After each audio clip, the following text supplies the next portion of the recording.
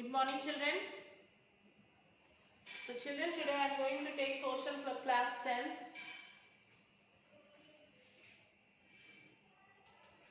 Lesson 17.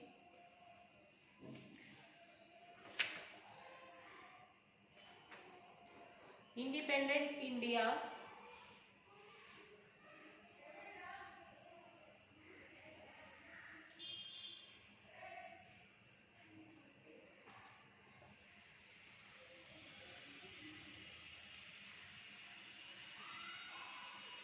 The first 30 years.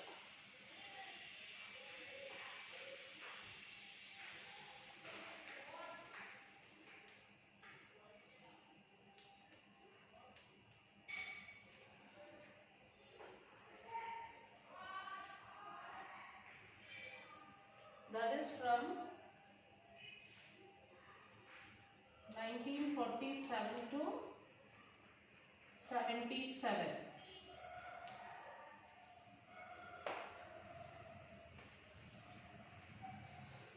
Okay, on the 26th of January 1950, we are going to enter into a life of contradiction.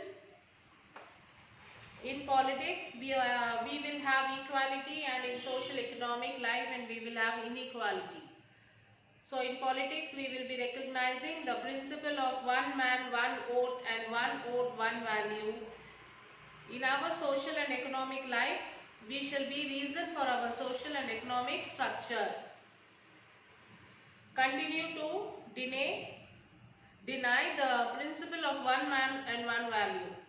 How long shall we continue to live this life of contradictions? How long shall we continue to deny equality in our social and economic life?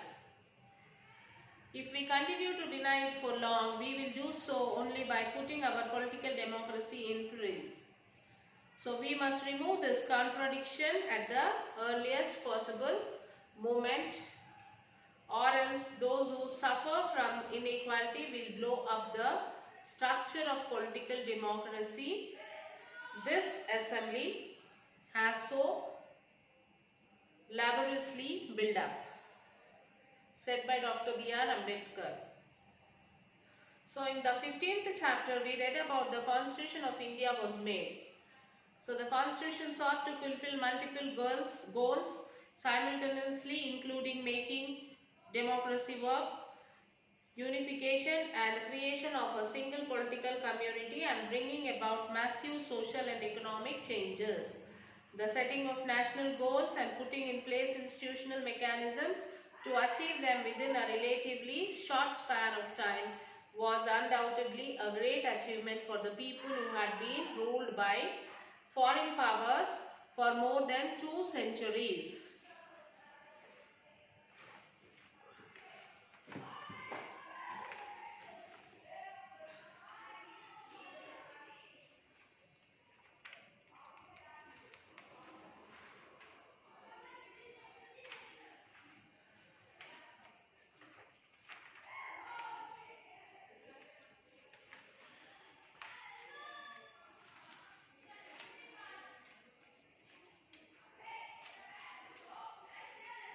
Like first, government of independent India, that is the maintain unity and integrity, and the social and economic transformation, democratic system, ensure rights to people, show employment, recognition of states, and foreign policy and wars in this government of independent India.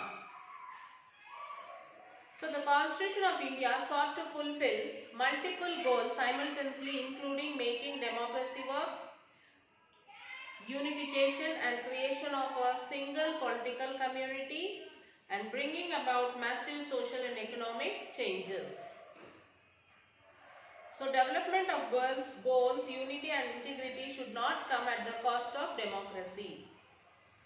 The first general elections to be held under the new constitution were immensely significant for Indian democracy, in which India adopted universal adult franchise. It represented India's determination to take the path of democracy. So the first elections were difficult because a large section of the population did not know how to read and write. So starting it was very difficult for the people to participate in the elections as they don't know how to read and write. An election commission was set up to take care of the practical matters regarding conducting elections across the length and breadth of the country.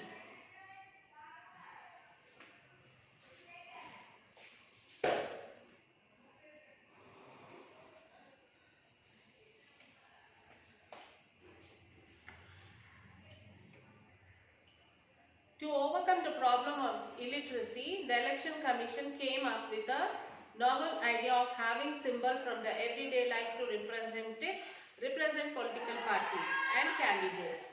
So as the literacy, there is a literacy in the world, in the country. So what the election commission has decided, they wanted to represent a party with a symbol, so that any uneducated candidate also can go and vote. So that is why they wanted to put a symbol for the party. If educated means, for example, TRS. TRS is there. Telangana Rashtra Samiti will be there.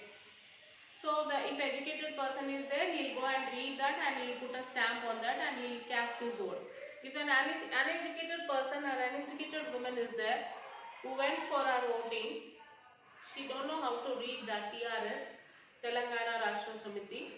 How will she vote? So that is why the election commission has given the symbols for the parties.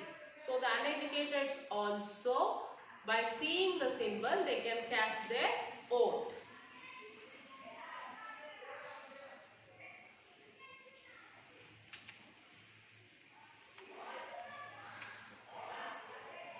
Petition professing loyalty or begging for food and the clothing were sometimes found when ballot boxes were opened. So petition professing loyalty or begging for food and clothing for some time found when the ballot boxes were opened.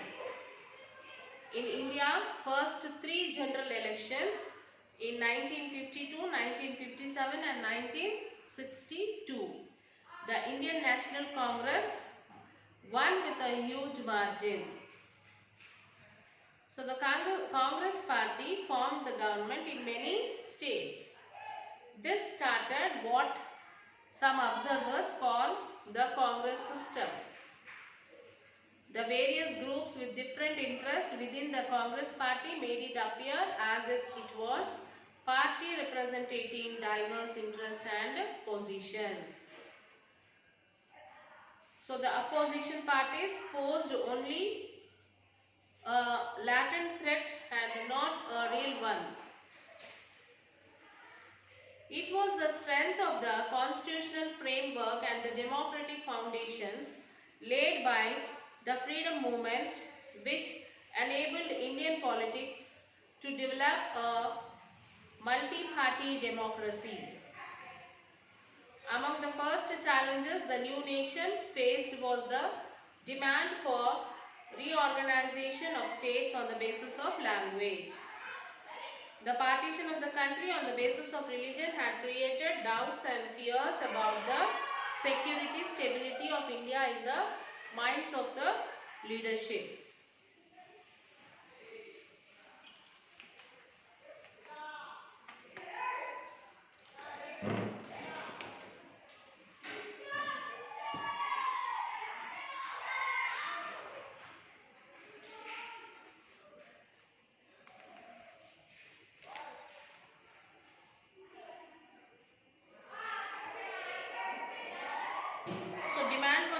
State reorganization is among the first challenges that the new nation faced was the demand for reorganization of the states on the basis of language. During the British period, the country was divided into presidencies, Calcutta, Madras and Bombay, and a number of very large states like Central Province and Berar. A large part of the country was under princely states. In each of these, people speaking many different languages were living together. For example, Madras Presidency had in it people speaking Tamil, Malayalam, Kannada, Telugu, Godi and Oriya languages. All the people speaking a language and living in contiguous areas demanded to be organized under one state. So these include the campaign for Samyukta Karnataka, uniting Kannada speakers spread across Madras, Mysore, Bombay and Hyderabad. Samyukta Maharashtra, the Maha Gujarat movement, the merger of Travancore and Cochin princely states, and the state of Punjab for 6. Would agreeing to these demands help to build the unity of the country, or would it lead to breaking of the country along linguistic lines was the main concern. The partition of the country on the basis of religion had created doubts and fears about the security and stability of India in the minds of the leadership. So there was a fear that language reorganization would lead to breakdown of the country. Hence, even though the Congress itself was organized on the linguistic lines and had promised to restructure the country on those lines, in developed cold feet when independence came. So social and economic change. State Reorganizing Act 1956 and the social economic change. The Constituent Assembly had called for social, economic and political justice and equality of status and opportunity. It put social and economic change at the top of the agenda of modern India. The Planning Commission was set up after the inauguration of the new constitution. For Nehru, planning was not only about good economic but good politics as well. He hoped that the planned development would dissolve the division of the caste and religion, community and region, as well as other disruptive and disintegrative tendencies, and help India to emerge as a strong and modern nation. So the first 5-year plan focused on agriculture and stressed on the need for increasing food production, development of transport and communications, and the provision of social service. It also stressed the need to industrialize India as quickly as possible, given the food was a basic requirement. There was a consensus on increasing food production, but there was no agreement on how this should be.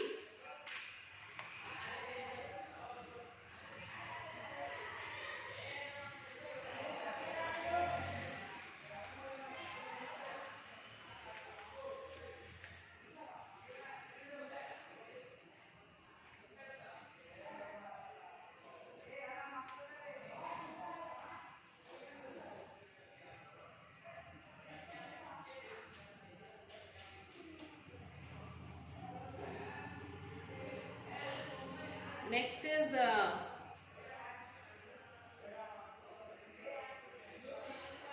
Bhakra Dam under the construction during 1960. This was one among the first dams India built after independence. So the image of adult literacy class from early decades discuss how different ideas of development or changes in society are reflected with these projects. So for Nehru, agriculture transformation was not only simple and economic issue, but a political, social and economic transformation of the rural sector. The strategy favored by Nehru and finally adopted included 3 components: land reforms, agriculture cooperatives, and so local self-government. 3 types of land reforms were contemplated: abolition, zamindari system, and tenancy reform and land ceilings. So the land reforms were however implemented in the half-hearted manner across India. So while zamindari system was abolished,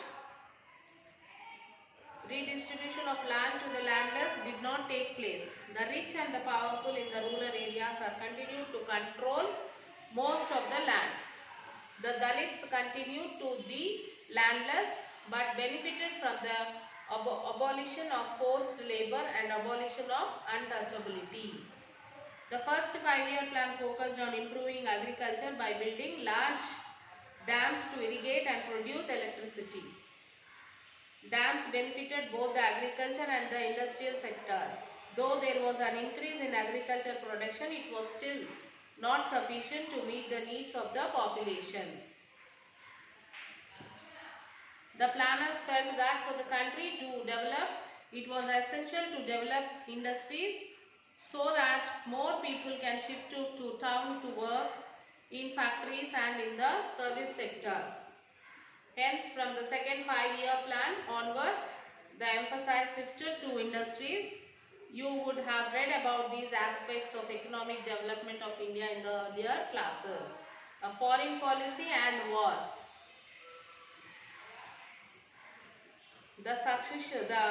When India became independent, the Cold War had just begun and the world was being polarized into countries in the US and USSR camp. Jawaharlal Nehru followed a policy of not joining earlier camp and tried to maintain an equidistant and independent position in foreign policy. He also joined hands with several other countries that had become independent around the same time and want to follow a similar policy.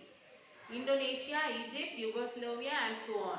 Together they built the non-aligned movement as for the immediate neighbors. He formulated the Panchashil policy of non-interference in each other's internal affairs. However, India had to face wars during this period, first with the Pakistan over Kashmir in 1948 and in 1965 over Bangladesh issue in 1971 and with China over border issues in 1962. India was not well prepared for the wars, especially the war in 1962, and sustained heavy losses of human life and money. So now children, it is a time for you all to read the lesson and then complete the classwork.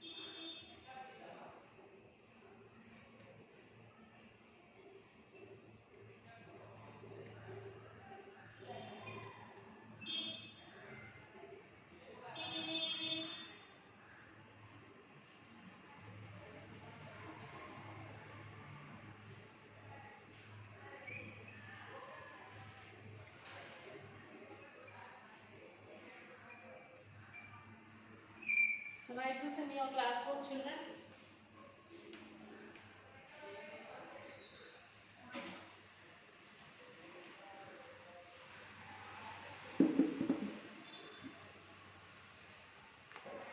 Sakshi, subject social, class 10th homework, read lesson number 17, that is Independent India, the first 30 years from 1947 to 1977.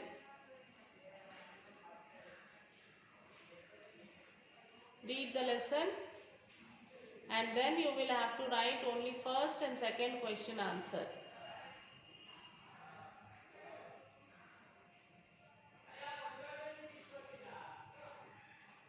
In your classwork book.